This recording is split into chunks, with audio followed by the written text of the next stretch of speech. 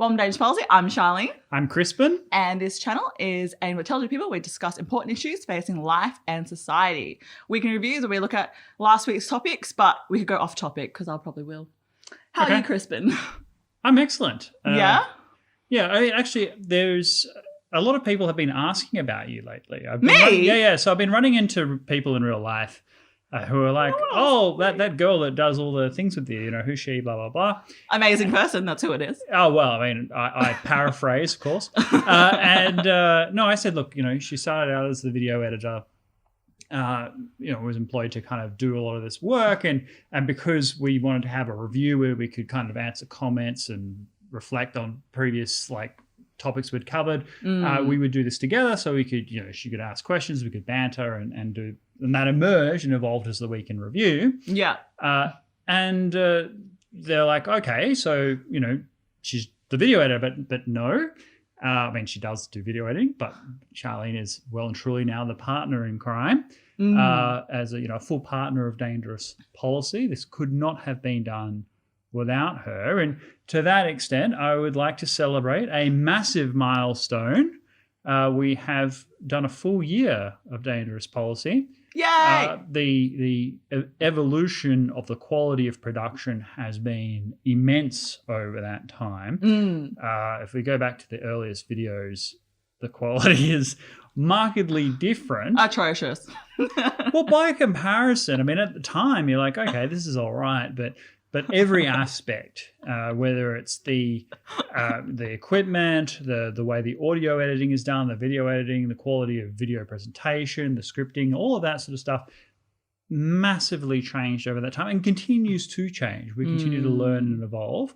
The only thing that I kind of think is stalled a bit is just the studio itself, because we've had to move from the place we were in, which was decked out exactly as we wanted it. But now, we have to kind of make do because it's sort of temporary arrangement, although we might make this more permanent with appropriate changes. And I think it wasn't that bad. The studio setup is not that bad. No, it's not. It's not bad by any stretch, but we have a vision and there's all kinds of little things you can do. Improve the soundproofing, get the background a little bit better, make sure the color scheme actually works really well. One thing I do miss from the old studio is that the background colors were quite specific. Yeah. You could see the yellow and the thing. Now they kind of blur together. Yeah. So things like that. Be honest. Did you actually think we'll get to 1 year? No. And yeah, same. That's because you start things in life, and how many things do you start and not finish, right? I wanted to do this project for a long, long time, because if I didn't try at it, if I didn't, actually deliver a product, then I would always be left wondering, could we have done this? And yet I always believed that, okay, we would maybe get a few months into it, and then we would decide then, okay, should we continue with it or not? Yeah. And that's not what really happened. We just kept stumbling forward. And after 1 year... Yeah, it's like same time next week. Yeah, coffee? Yeah. That's what we did. Yeah, exactly. And so it is very much like if you want to be a writer, write kind of situation. And where have we come in this year? Well, obviously the quality of the content has improved dramatically, but more than that, we've created a community that I am deeply grateful for. Our original ideal was to have 1,000 subscribers after 1 year. We're at 830 something at the time of this recording. That is very close to our goal. And in fact, if you can get 80% of what you want, in terms of achieving goals, then you are really doing well. There is it TubeBuddy is what it's called, or the program that... Oh, Social Blade. Social Blade, different program. Yeah. Social Blade predicts the quality of the growth and the expansion of subscribers and viewership and all of that. Our trajectory looks extremely promising. So people come up to me and they're like, oh, your content's great. And people who are being nice come up to me like, oh, your content's great. You're not getting that many views. We really hope you do better, blah, blah, blah. People don't realize that for all those channels that have 1 million subscribers or 100,000 subscribers, they all started off with far fewer. And if you look at the number of videos and the time it takes for them to get up that distribution curve, which is exponential, it takes many years. So the fact that we've got to this milestone in a year is outstanding. And also, like, again, like you said, the community that we built, right? Like, a lot of channels take a long time to build any community. And because we've been consistent and returning subscribers and they comment and people like commenting on each other's comments, like that has all been organic. Like, it hasn't been, there's nothing been paid. We haven't really been marketing because we don't have time, but we've just been focusing on content. That's right. Yeah, 100%. So the community, as Charlene says, is totally organic. We haven't invested in any campaigns. And that little thread that you said, commenting on each other's comments, we are just, agenda setters in this channel. We really appreciate when people discuss among themselves the content that has been produced. And we are getting responses from all walks of life, which we really appreciate. The greatest surprise over the year was the Lithuania audience that just emerged out of nowhere. Yeah. In part, we were benefited by the YouTube algorithm. Thanks, Clearly, Oprah. So the YouTube algorithm kind of indicated that there wasn't sufficient service for Baltic audience, so Lithuanians and Latvians and so on weren't spending as much time on YouTube as the algorithm wanted. So it really boosts our Baltic content and encouraged us to produce more. So when we produced our first Lithuania video, it was just a shooting star. I didn't have any real intention to make it an ongoing thing. But because of the quality of the feedback and also the fact that when you dig into Lithuania, I've been there a number of times, just how underrated it is and unsung. It was a great privilege to produce more content to serve that audience and also expand the viewership to the rest of the world. That has been the biggest surprise in this journey, and so I'm looking forward to more of that. Yeah, it was surprising because when you I remember the first time you did that Lithuanian video, and I was like, "Where is Lithuania? Who will watch this?" Yeah, it became like our second most popular video. Yeah, well, kind of first most popular video time, at the time. Yeah, and it just shot up, and I should really think about Lithuania a little bit more. Let's do another one and just see if this was just a fluke kind of thing. And no, there's a genuine audience out there that want to speak about Lithuanian Baltic culture. Yeah, and not just Lithuanians. So one of the things when I dig into the algorithms and dig into the analytics is that there are a lot of other people in the world that are like, I want to go someplace that's not, France and Italy. I want to see Europe if it's where can I go? And Lithuania keeps coming up, and rightly so. It's got all the things that people want in Europe, classical history, wonderful little anecdotes and things, great natural beauty, but none of it, it's not overrun by tourists and there isn't all the traps and everything. So yeah, that's been a real great thing where a lot of people around the world have been asking about it, and that it's been a great joy for us to kind of bring that to the world stage. We'll continue to do that. It has such good alignment with just how outspoken they are about anti-communism, and with US and China, it's just Lithuania just has it all. Yeah, a very plucky country. It's very, very faithful to values, and I just. I don't know if we'll talk about it today, but recorded that video with the interview between Jonathan Swan and Imran Khan. You see the duplicity of a lot of political leaders, the massive gap that exists between their rhetoric and the reality. And Lithuania doesn't have that problem. They're we're not going to trade with countries that commit atrocities. We believe in freedom of speech. So these are things that Lithuania does really well. So that's been a great privilege and joy. Other things that I would recommend, and I don't want to make Charlene's head bigger than it already is, but when you create a YouTube channel, it really profits you to do it with other people. Agreed. When Charlene asked, look, would we still be doing it? When predicting a year ago, would we still be here? If it was me by myself, the answer would be absolutely no, because the amount of work that goes into it is extraordinary. People think you just turn on the microphone and the camera and away you go. Not at all. You've got hours and hours of editing, whether it's the video, the sound, you're trying to do all the YouTube's back end sort of work. You're re-recording things because you stuff things up and so on. It takes like a single video takes a day, right? And if you're not doing it with someone that is with you on that journey and can really share the burden of work, but also kind of be party to the struggle, then it's really innovating. Very difficult to get the motivation up. So I don't understand those people that just are the one-stop shows who create content themselves and nothing else. I find that very hard to imagine now, having been here. And although we have this wonderful community, it's kind of a challenge that Charlene is. It's still very isolating, right? So having someone else there who is with you doing it, it actually makes that community come to life all the more. So so if you are thinking about creating a YouTube channel, I absolutely encourage it and support it. But my God, is it a lot of work? Find someone you can tolerate for long periods of time, and like another Charlene. No. Yes, I mean it'll help work those endurance muscles, Yeah, okay, mate. No, Charlene has been truly great.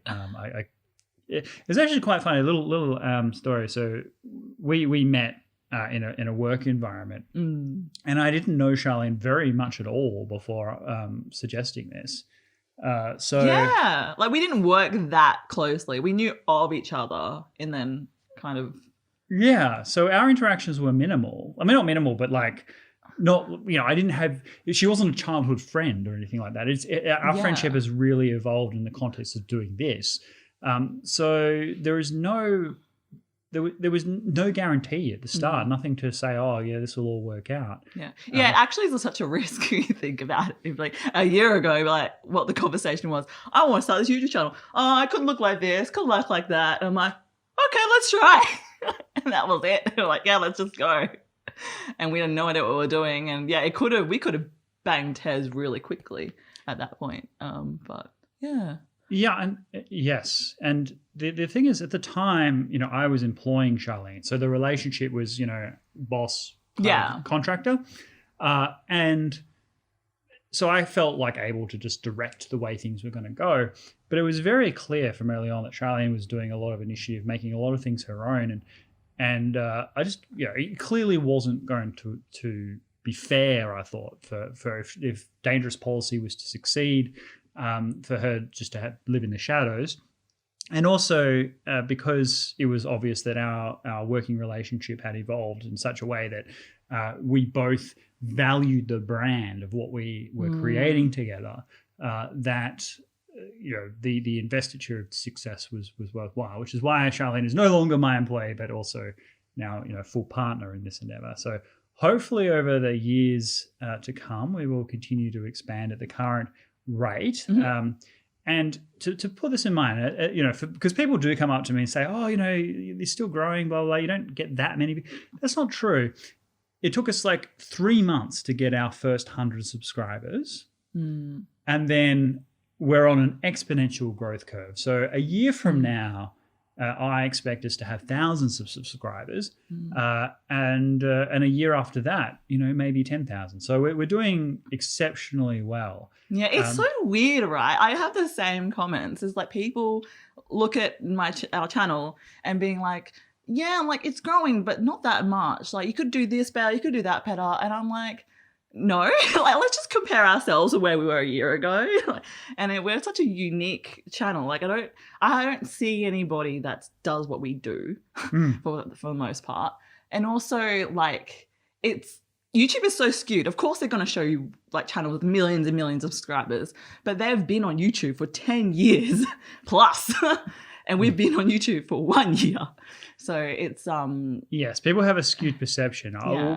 I mean, we all do it. Like I do it all the time. Sure.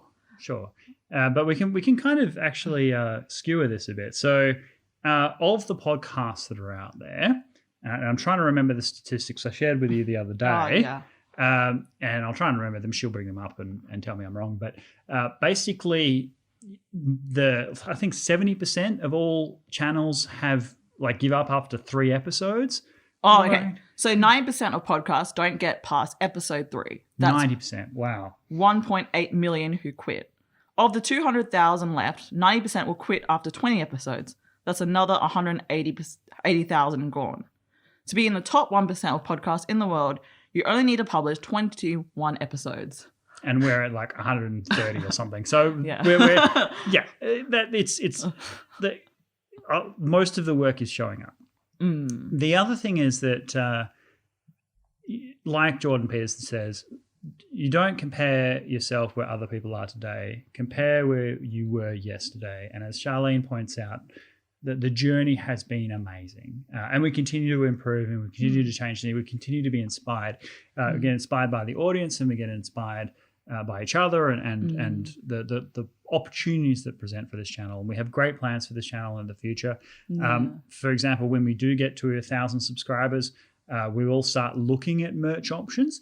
I don't want us to, this is just my own view, maybe Charlene has a different view, but my own view is that we don't want to go down like cheap knockoff t-shirts with slogans. We might have that as like a novelty, but what we really want is to have good quality merchandise that people would really enjoy, that fit with the theme and brand of the channel. So for example, Baltic Amber, for example, to go with our Lithuanian sort of story, all of that sort of stuff, to have things that when people go and buy stuff from Dangerous Policy, yes, they're supporting the channel, but they're also stuff that they actually want and use. Yeah.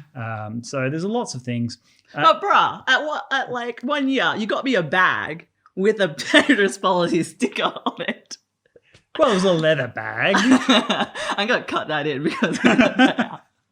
Yeah, we all have seen the photo now. Yeah, because I actually gave the sticker, because you gave me some stickers, and I gave that to my mum. I'm like, Mum, free merch. And she's like, I'm going to put this on my bag. Good.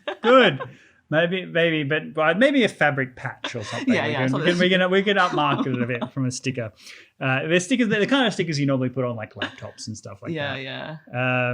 But yes, no, it's a great possibilities for the future. Absolutely. And that's another lesson is like why I know that like Dangerous Policy can go far is that we enjoy the process of making videos, like the whole shebang, right? From like writing it to producing it to editing it to like trying to figure out how to improve things. Like if you still have joy in the process, like I think that's a good sign. Yeah, I mean, and as like Charlene pointed out in another kind of podcast we did, if you want to start a channel, you have to start before you think you're ready. Oh, yeah, absolutely. Like, you just got to get it out there. Because if we were to go back to our early videos, if we were to produce videos of that quality today, we would never publish them, right? We would just be like, okay, sorry, scrap, do again. We look back on those things and cringe. But that cringe factor shows you how far you come, right? Yeah. So don't think you're going to be perfect out of the box. You're not going to be. But it's a really rewarding experience if you have the right people around you. So definitely go do it. The other thing that we're looking for, so we had another kind of big plan for the 1 year celebration. We're not able to announce it yet because we're still doing the logistics and so on, but there are people we want to do interviews with that fit with the theme of this channel. And it involves a significant trip for us to go to various places to go and interview the relevant individuals. I'm getting excited. When the borders and things come down, I'm sure we will expand that for the next great milestone and actually go overseas and do some of this stuff. But for now, we're going to cross the country. And it took some negotiation. Yes, it took $400 worth of Warhammer. So Charlene went to her boyfriend, like, can I go do this, blah, blah, blah. And he's like, no, I mean, like, obviously, as guys do, they're like, oh, we'll put it down the line, blah, blah, blah. And then out of the blue, he messaged her and said, he just like messaged me and he was like, hey, babe, if you do this, you can go on the trip. And it was like $400 worth of Warhammer. So what I did was like, is that it? All right. I went online, I bought it, and I was like, done. And he's like, what do you mean? He's like, I bought it. And he's like, what? Is this sus? And then I was like, do you want a screenshot? And I screenshotted it, and I said it. He's like, I should have asked for more. It was awesome. Oh, it was glorious. So I'm like, yay, good, go on our trip. Yeah, he might come too. So yeah, that'd be nice. So in September, is when we're planning for it, sort of third week of September. So watch this space. We've got some cool things in the pipeline. Even if this particular thing doesn't work out, we will find something else for that time. But good confidence that this will work out. So thank you very much is the kind of, just to summarize this, thank you so much for sticking with us through this time. It has been a long journey. I know that I have great gratitude for those subscribers who comment regularly, who keep offering their feedback and advice and criticism and so forth. We really appreciate that. We welcome it all. Like YouTube sometimes filters it and then we have to manually click yes, it's okay. Because we're a free speech channel, by the way. Like none of your comments gets deleted by us. It gets deleted by YouTube or the like. But we always hit yes. Yeah, so YouTube doesn't like censor stuff and we don't like that. There are things that we are not allowed to talk about on the channel. And then in the comments, there are things that little trigger words and things that pick up their YouTube. Whenever we have the opportunity, because YouTube has its own like blanket restriction, whenever we have the opportunity, we say yes, yes, yes. Like when it comes up for review, I don't think the only comments that I've ever said no to are those things that are obvious spam. So people selling like adult products and stuff like that, click on this link for your love of your life or whatever. Like I'll delete those, but never someone's criticism or commentary at all. Never ever. Okay, so all right, stick with us and I will, or maybe you hit the thing. No, but I was about to say, right, it's like, what do you mean you want to like that comment? It was like dangerously has it or like that. All right, so I mean, we have the greatest audience of all time, right? The most intelligent, brilliant, open-minded, cosmopolitan, thoughtful, genial, solicitous individuals out there. But we wouldn't rank our audience at all. But there is one comment that says that, I'm seriously handsome and, spectacular insights. Oh, God. He, like, the one, like, compliment he gets, he quickly messages me, this one speaks the truth, all the truth. This is the Bible. Charlene's like, it's not true, though. Why is this person lying? This person's after your money. I'm like, they know how to get my money. It's perfectly fine. I mean, thank you very much for that kind comment. All right, let's move on. So let's just review. This week, you talked about Jonathan Swan. I didn't know, right, that so Jonathan Swan is the son of Norman Swan. Yeah, and I mean, for foreign audience, you'll have no idea who Norman Swan is, but there's a good chance you might know who Jonathan Swan is.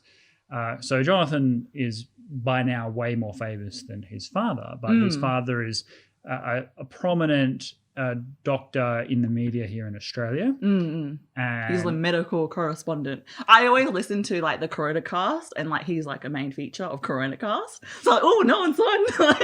Yeah, so a bit of a media dynasty going on there. And I think Jonathan's mother is also quite prominent. I can't remember why, so I don't want to give that away.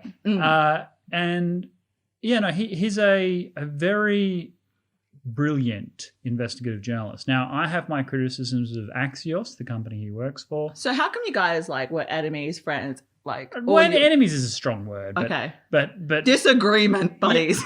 Yeah. Okay, so it started out in 2015. Let's go way back. So this is just before Jonathan became like a household name, right? Like this was before he was he was just going to the United States or had just arrived. Yeah. And so it was like a journalist here in Australia, but not really super famous. So he's Australian, right? He is Australian, yes. And he was promoting a forecaster called Nate Silver. He owns a company called 538. Nate Silver was predicting that Donald Trump in the 2016 election would be wiped out by August of 2015 in the primaries. Yeah. That he had no chance of becoming president of the United States. And Jonathan Swan was like, this guy knows what he's talking about, blah, blah, blah. He's like brilliant. He's always right, et cetera, et cetera. And I think of Nate Silver as a charlatan, right? He is the quintessential political astrologer, right? He's someone that goes, okay, there is a 55.9% probability that X will happen. Right? This is what, and these are numbers that he plucks out of the air, right? Okay. And if it happens, he's like, oh, look, there's me being absolutely right, blah, blah, blah, blah. And then if it doesn't happen? Oh, what part of 55% do you not understand, right? It means that half the time it's not going to work, right? And he'll say that for any figure. He'll be like, oh, 90% of the time this will happen. Oh, no. 10% of the time it won't happen. Now, this is true in poker, right, where, you've got a 90% chance of winning a hand and 10% of the chance it doesn't happen, and that's just the way that the cookie crumbles, right? But these are facts. These are things you can verify. Whereas in his mind, these are just things that he comes up with. So flaky, yeah. Well, and I mean, I could get boring on the topic of how he's managed to bewilder people. But Jonathan Swan was one of his great champions. And so I said, look, I'm a way better forecaster than this guy. And this is what... And anyway, Jonathan Swan came back and he's like, oh, you're full of it, blah, blah, blah, show some proof. And then I sent some proof. Yeah. And he's like, oh, it's ridiculous, blah, blah, blah. But then when Donald Trump won and Jonathan Swan was there when it happened as a White House correspondent, he came back to his great credit and said, Crispin, you're the most badass political forecaster in the world. Do we have proof? Yeah, no, we do. I don't want to show that. It's not a nice thing to kind of, get into these personal things. But, I thought it was just a tweet. Okay, no, don't worry about it. Well, no, but I do have proof. He gave me a wonderful quote. And since then, we've had our agreements and disagreements over the course of the Trump administration. So, for example, I disagree with him on the New York Times and Maggie Haberman and other kind of observers and journalists that he really praises. Like most of our disagreements come with people we choose to admire. He chooses to admire the most crazy people, in my view, right? People that are just totally not worth that effort and attention. And yet, when it comes to the quality of his work himself, in terms of a journalist, in terms of interviews and in covering things that people don't otherwise get to uncover, he's unequaled. And I think the reason for that is he doesn't bring a lot of baggage. Like when you're one of the reasons, one of it is just he's a great journalist and really professional. Yeah. But another reason is he doesn't bring a lot of baggage to what he does. So he will take people at face value and ask questions directly. He doesn't get caught up in the partisanship. So in the US, almost all media is heavily politically aligned. So if he has a conversation with the president of the United States, let's say Trump, and it's not him just attacking him for, whatever, then then Jonathan Swan himself will be satirized and attacked by an entire wing of the media establishment. And if he is criticizing Trump constantly and blah, blah, blah, then he'll be accused of Trump derangement syndrome by a whole other right-wing faction of the media as well. So the fact that he just doesn't get involved in any of that, and he's just like, okay, these are the kinds of issues that I think the audience needs to know about. This is what the public interest is. I'm going to ask questions that relate to that and try and get honest answers. Well, in one sense, it's just a man with classic journalistic ethics, but in the contemporary world in which everything is, driven by clickbait and by whoever has the most sensational headlines, and that commentators have displaced classical journalists as the greatest revenue producers of media, that it is such a rarity to have someone who clings so rigidly to a faithful questioning of the facts. I mean, there was another interview that he did with the Crown Prince of Saudi Arabia, where there was a terrible murder of a journalist at the Saudi embassy in Turkey.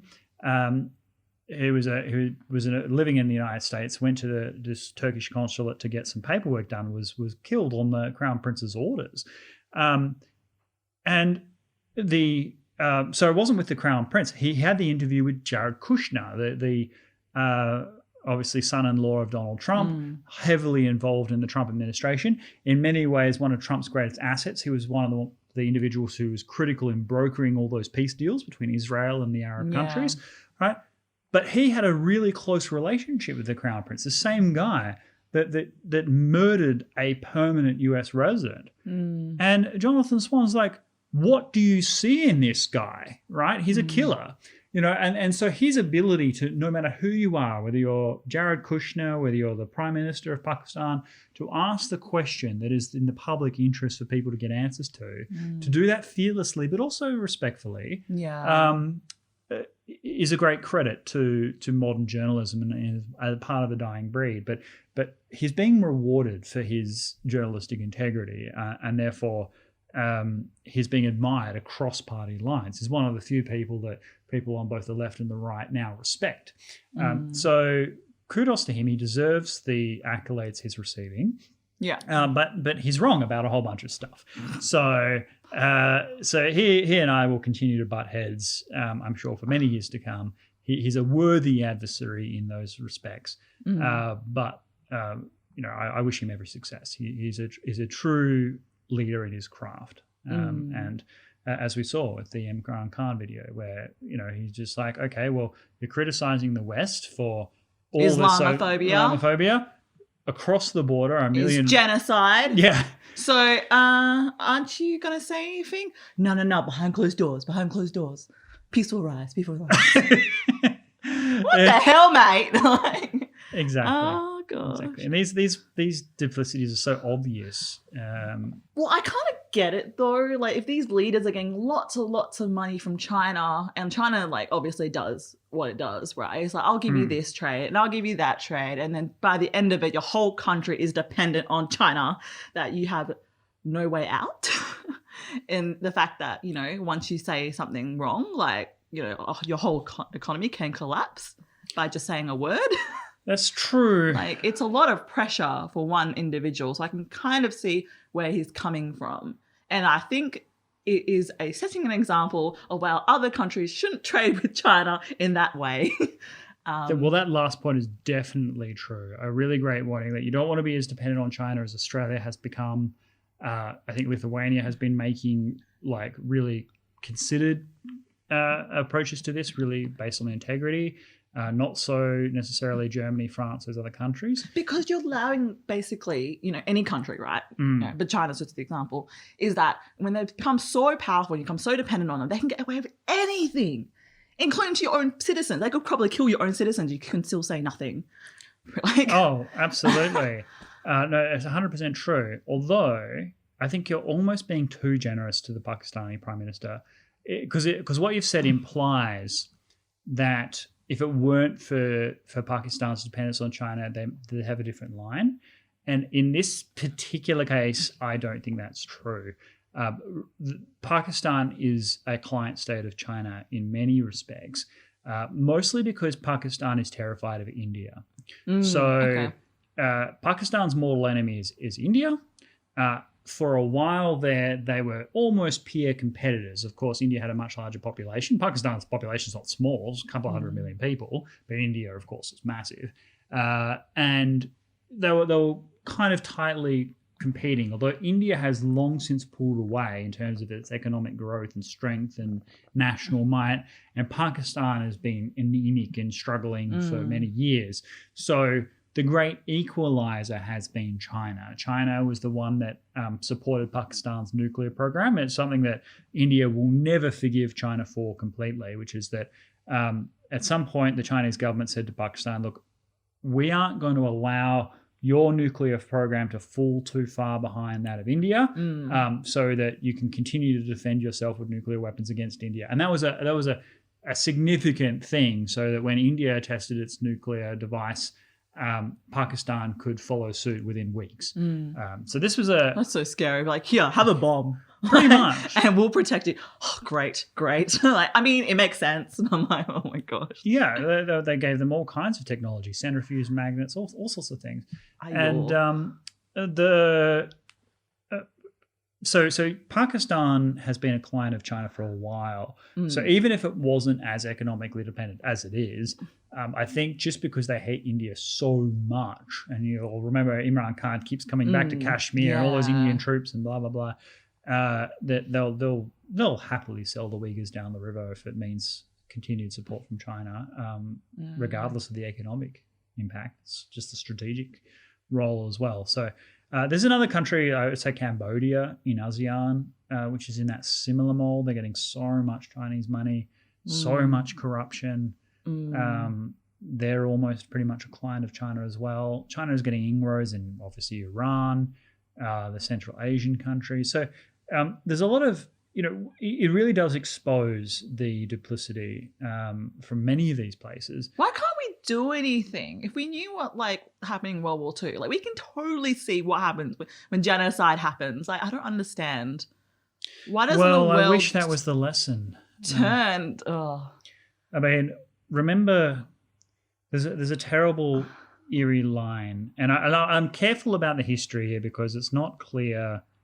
Yeah, I don't want to get into debates about the Holocaust too much here, but the Holocaust wasn't the first genocide. In modern culture, the first genocide was the Armenian genocide. Oh, yeah. In 1915, when the Ottomans killed 1 million Armenians. And a certain Austrian, then German chancellor of the 1930s once quipped when persecuting the Jews, who now speaks of the Armenians. The lesson that has been derived is that mass atrocities can occur, and if it's not in the direct interests of others to do anything about it, they generally don't do anything about it. And some of the wrong lessons have been learned. Sometimes people learn this lesson too much. So, for example, the Rwandan genocide of the 1990s was probably the latest true genocide. With perhaps what happened in Kosovo and things like that, but definitely Rwanda, where the Tutsis, I think, there was a terrible massacre. 500,000 Rwandans killed just for being who they are. And because the international community failed to act at that time, a whole generation of liberal interventionists were born. So people who believed in responsibility to protect, Samantha Power, from the United States, most notably. And that's when Gaddafi's Libya occurred. So when Gaddafi got up and called his enemies cockroaches and things like that, which is just normal rhetoric, really. Yeah. Because that was the same language used during the Rwanda genocide, a lot of people overreacted and thought that Gaddafi was about to commit a genocide against his own people, which is what led to the intervention. Right? Now, of course, he wasn't committing a genocide. He was fighting armed insurrectionists, right? A genocide is where you get a group of unarmed people who, based entirely on who they are, their immutable characteristics, be that their race, ethnicity, whatever, that they think that they no longer deserve to exist, right? And you systematically exterminate them. And so that's where the word genocide really erupts. Whereas he was fighting a civil war. It wasn't characterized as a civil war by the Americans, much to the regret of everyone involved. Now, Libya is a failed state. The US ambassador in Benghazi was murdered. The ISIS basically took over the country. So you can make terrible decisions on the basis of expecting a genocide. But unless the genocide is unfolding before your eyes, you don't know that you should have done something, right? So there's this terrible balancing act where if you try and prevent an atrocity, you can end up making the thing so much worse because you don't know necessarily it's going to happen until it happens. And then when it does happen, there's the inevitable thing of we should have done more. Whereas in the case of China, it's clear what's happening. It's just that countries realize it's not in their interest to rock the boat with China. Those countries that have a great dependency on China don't want to talk too much about it. Those countries that have no dependency on China are happy to discuss it. I'm just how do you sleep at night? I guess it's within they've changed their brains. I don't know. Well, also Chinese diplomats have become much more effective. So back in the day, China's apparatchiks were basically the people they sent to the UN and so on. They were not diplomats. They were people that were being rewarded for their loyalty to the revolution or their loyalty to Mao. Whereas now China has fully professionalized its diplomatic corps. They're on Twitter, they're on Facebook, even though it's banned to their own citizens in their own country. Their diplomats are very aggressive. And so they're very good at pointing out the hypocrisy in the West. I mean, they'll say, like, just as Jonathan and Swan point out the hypocrisy among, the Arab leaders and Imran Khan in Pakistan, the Chinese are great at pointing out hypocrisy in the rest of the world. They'll look at America's atrocities, Australia's human rights record, and they'll say, what about, there's a lot of whataboutism, right? Yeah. And to move the attention away from them, duh. Yeah, no, absolutely. That's what they're trying to do. And they're trying to get the West to have a fight within itself. Well, that's actually my biggest fear when it comes to the US-China struggle. So there's a book that I read once a year. It's, I think, the greatest book ever written. It's Thucydides' History of the Peloponnesian War, the story of the war between Sparta and Athens. And Pericles was the first citizen of Athens during the start of that war, great statesman. And when the war broke out, he said, look, I'm more afraid of our own mistakes than our enemies' designs. Okay. And I think that was truly prophetic. In the West today, we have a crisis of confidence. We're not willing to stand up for our values and our institutions. Some are, like Lithuania, but mostly we're always about white supremacy, patriarchy, how we were oppressors of the entire world. Nothing about how we actually solved slavery or brought in the modern age or invented the vaccine, all of that stuff. Yeah. No, that's all suppressed. And the reason why, Imran Khan in Pakistan can talk about Islamophobia is because it has a fertile audience in the West. The West likes to self-deprecate. The most liberal, open, tolerant society in the entire history of the world is the most willing to think that it's, filled with oppression and supremacy and hatred. None of this is true. I mean, if you and I made the video a while ago about how there's all these sort of queers for Palestine, right? Well, in Tel Aviv, in Israel, which is the most Western country in the Middle East by far, you can have a gay pride parade. You see it walking down the main street. You can be executed for being gay in these surrounding countries, right? And yet it's the West that's intolerant, ignorant, all of that. It's so bizarre. And the lack of confidence that we have in the West with our own institutions is great, which is why a few weeks ago when we did the Week in Review and I quipped about the Chinese trolling, which most of it's terrible, but that one thing I just think it's amazingly funny was when they were talking about how they're teaching Shakespeare at Chinese institutions and being like, yes, China is the true cultural inheritors of the Western tradition. In other words, saying China, will admire those things in the West that are truly great, the great art, the great music. I mean, how many, Asians these days are winning the classical music competitions with the violin and so on, playing Mozart and Beethoven. There's truth to be had about that. They recognize the West contribution, even if the West doesn't. And they absolutely laugh at us that we won't stand up for our own cultural achievements, but they're happy to exploit it. And so when Pericles says, look, I'm more afraid of our own mistakes and our enemies' designs, I'm more afraid of our own crisis of confidence in the West, our own unwillingness to stand up for our achievements and the things that are truly great about our cultures and societies, that leads to a serious innovation, a lack of confidence, a lack of willingness to stand up for those things that allows China to outpace us and ultimately prevail. No, I agree. I think before clinging on to dangerous policy, I just never really had much thought of just how much how much of the world has benefited from Western culture and democracy. Things that we just take for granted.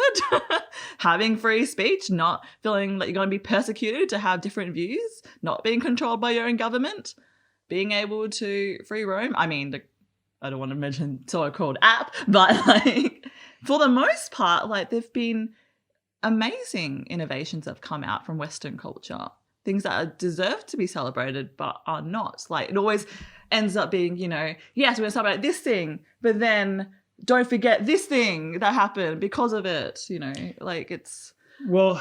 the kind of the woke world view, it's like everything that the West achieved was through oppression and subjugation of others.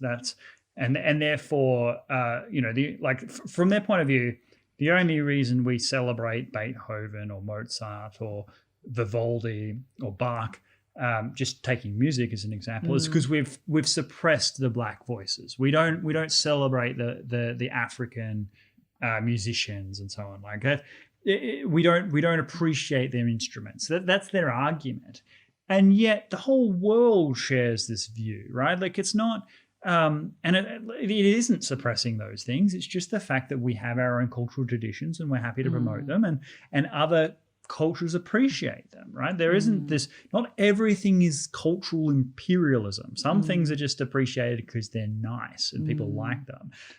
You know what frustrates you the most is when they have that kind of argument and they're like, okay, why? So you start to question, right? And because you want to learn. And then they're always like, oh, it's not my job to educate you. Go Google. And I'm like, how are you meant to improve anything? Like, do you know what you're arguing about? Yes. And people are much more apologetic for cultures that aren't Western cultures. I mean, you see atrocities that happen in China or in the Islamic world. And they go, well, oh, yes, but that's because of their, cultural values, or that's because, the West, abused them for so long. It's never, we just, okay, you have women's rights in the West and you don't in Saudi Arabia. Oh, well, that's because the West is superior in this way, right? Yeah. That's not an attitude that a lot of these people are willing to concede. And the entire scientific method, the Enlightenment tradition, go back a few hundred years, slavery was a universal, crushed by the British Navy, right? It's the Western culture that ended slavery, right? You then have diseases that wiped out most people before the age of 5, right? Infant mortality was insane. Cholera epidemics, bubonic plague, and so on. It was only through Western medicine, trial and error, proper observation, experimentation, falsification, that we overcame these challenges. The world has been bequeathed such a benefit across all fields of human endeavor, thanks to the hard work and achievements of Western culture. And you can see it now, right? With coronavirus. We got a vaccine within a year. We had more than one vaccine, and that was because of shared knowledge. I think Australia was one of the first countries to actually duplicate the virus. And then from there, then everyone was sharing information of okay, we're going to try this trial, we're going to try that trial. Oh, it failed. That's fine. We were actively sharing knowledge, and you could see that China wasn't sharing anything. We tried, and we got criticized and burdened for it. Yeah, and credit where credit's due. When Putin announced the Sputnik vaccine, the one-shot vaccine, first before everybody else, everyone laughed at it. Everyone was like, oh, Russian, it's probably injecting chemicals or whatever. And so people rightly were skeptical, I think, were fair to say. And yet it has proven to be a highly effective vaccine. It has been recognized by scholars and testers and various regulators across the world as being something that works. In fact, it's the most effective against the latest variant that has emerged, and is now being used in various countries throughout Europe and South America, and is helping a lot of people. So when the history is written, we will have to credit Russia with the first effective vaccine that emerged and was published on the world market. So congrats to that. And I want to pay this respect, because one thing that really has worried me about Russia, and I'll do some videos on it, I'm sure, at some stage, is that since the end of the Cold War, not much new has come out of Russia, right? At one stage during the Soviet Union, a third of all scientific papers were written in Russian, right? Where it was a phenomenal force. We have the anniversary of Yuri Gagarin's great triumph in traveling to space. Yeah, I thought Russia was such a world leader in technology. Yeah, and it's trying to be again. It's partnering with China to do so, of course, but it is starting to come out from under that rock. I think after when the Soviet Union collapsed, for a good 25, 30 years, there really wasn't much to be said from new Russian contributions. And for a country that has contributed an outsized amount in terms of music, Tchaikovsky, Shostakovich, Rachmaninoff, the great authors, the best authors, in fact, Tolstoy, Solzhenitsyn, Dostoevsky, Lermontov, there's just so many, Pushkin, the architects, it's amazing, right? Truly great contribution, not to say it's contribution to the defeating of fascism in World War II, an enormous, unfathomable sacrifice. So it's a country that's done a lot. It's also done some bad things, and Baltic states have a lot of valid gripes against it, and we should do everything to guard against further encroachment. Mm-hmm. But I am pleased to see that somewhere Russia has managed to do something that's, brought it back onto the world stage. It's very much a Western country, although it likes to think itself it's not. It is a European culture. And I look forward to the day that we can welcome Russia back into the family of nations. A lot of problems, a lot of serious difficulties in the relationships, but fingers crossed. I think we can get there. No, for sure. By the way, I got my second jab of Astra, and I'm fine. No tail yet. Touch wood, yeah. Touch wood. Yeah, so it's actually been banned for people her age in Australia now because of the blood clots. Yeah, I love it because the first time they rolled it out, it's like, oh yeah, all is welcome. I'm like, hell yeah, I'll get a jab. And then the restrictions came, and I was like, oh no, oh well.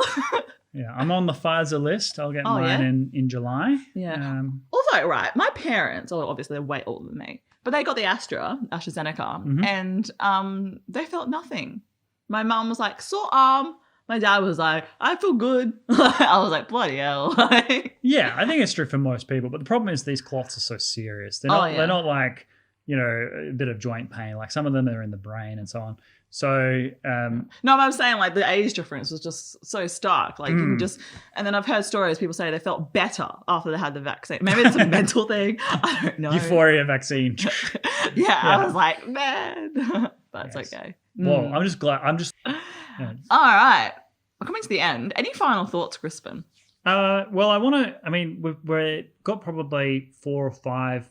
I could go on forever about the movies from the 90s, but 4 or 5 films that we're going to do before I think we'll get to the very end.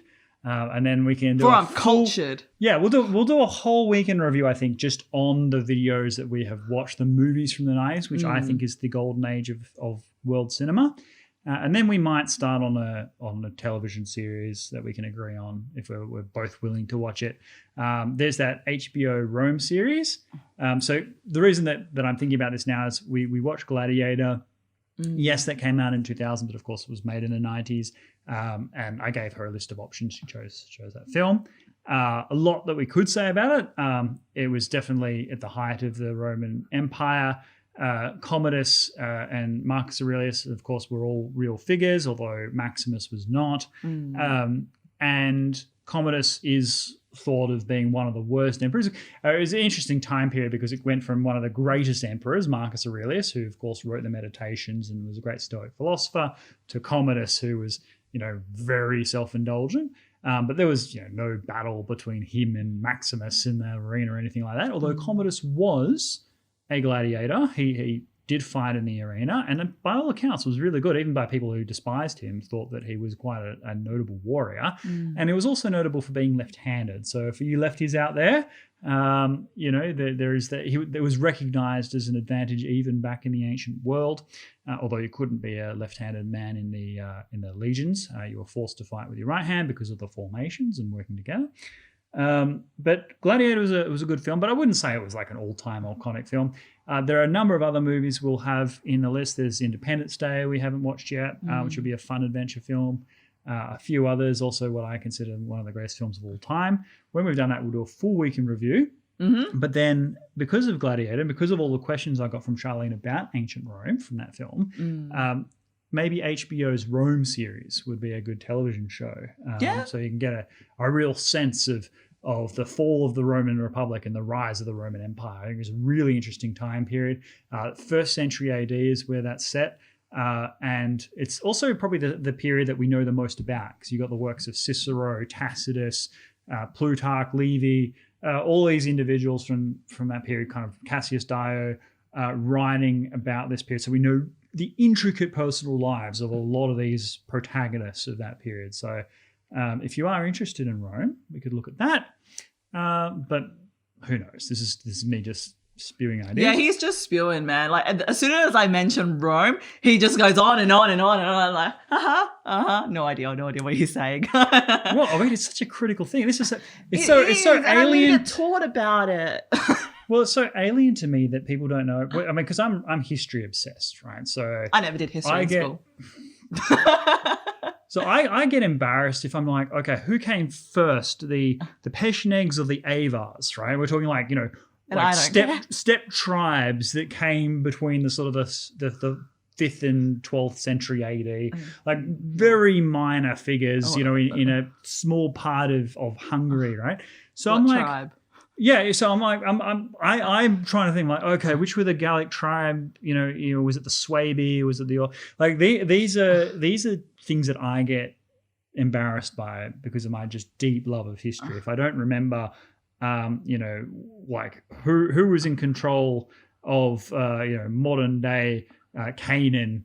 Huh? Like is that a dog? In 3000 BC, like was it the Egyptians or was it the Israelites? So I'm just obsessed with history. But when I'm like, the Roman Empire this or the Roman Republic that, and people just give me blank stares, and like, this is just, how can people not know this stuff? So we just don't, Crispin. We just don't. It's so central to who we are. Like, yeah. I mean, we could do a whole video on like why Rome is so relevant to today. She's like, just don't talk about it now. Just don't talk about it now. All I want to talk about is Gladiator. They go, pew, pew. And then and there's like blood and there's gore. And then, they're just warriors, essentially. Although you did point it out in the movie that when they have the Gladiator show, that they generally don't die, because in every single scene, like one of them dies. Well, that's a waste of resource. Well, yes, exactly. I mean, most gladiators would survive their battles most of the time, and people were rewarded for fighting well, even if they lost. So some people many people were sentenced to death in the arena, right? But they were usually criminals, people who were sentenced to die, and they would die. But gladiators themselves, would usually die by accident if they died, because obviously they're in there fighting, they could easily get killed. But it was, that wasn't the purpose most of the time. What's the purpose? Entertainment. It's like TV. It's blood sports. Yeah. It's like the UFC, except you could die. Oh, nice. And what we are now, a bit of trivia, what we now call the Colosseum. The word Colossus is a Greek word named after the Colossus of Rhodes, which was one of the great wonders of the ancient world, a massive 41 meter statue that was at the entrance to the Rhodes harbour in Greece. And that was because of a siege that failed. There was a siege engine roughly that size. So in honour for the gods that protected them, they created a statue of that immense size. But it stood for less than 100 years before an earthquake brought it down. But the reason we call it the Colosseum is because the Emperor Nero built a great statue of himself, Colossus meaning huge statue, outside of the amphitheatre, which is no longer there. But so that word kind of got transposed to the arena itself, and that's why we call it the Colosseum.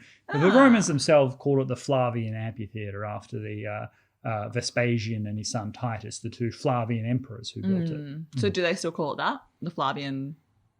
No, it's called the Colosseum everywhere, but the ancient Romans called it the Flavian Amphitheatre. They wouldn't have called it the Colosseum. Okay, cool. Nice. I don't know. I don't really have any final thoughts, except I just came back from a trip down south, so I became a true Australian. And what I've kind of realised is I'm not that much of a big drinker, as much as I want to be. We'll help with that. Oh, yeah, okay, whatever. But yeah, and I'm eating all this great food. It was great. So looking forward to doing more trips, although my family are more like glamping, so I don't really traditionally camp. We kind of just find a nice place, where's the apartment, and squat. Anyway, no, it was great. Raining, whatever, great. Yeah. All right. That's all the time we've got for today. Any questions, any feedback, please leave them down below. If you have any movie recommendations in the 90s or TV shows that isn't Rome, please. Well, Rome came out in like 2004 or something. So one of the things about the TV series Rome is See, he's on it again. Yeah. Well, I mean, it's only for 2 seasons. It's not a huge commitment. But it was like one of the first serialized shows in the streaming age, or just before the streaming age. So HBO really burst onto the scene in that regard. Before that, you had to watch episode to episode. You couldn't just binge it, which really changed the format of storytelling. That was all I was going to say. Okay, cool, Crispin. Thanks. Needs more dragons. All right. We'll see you next time. Yes. Ciao for now.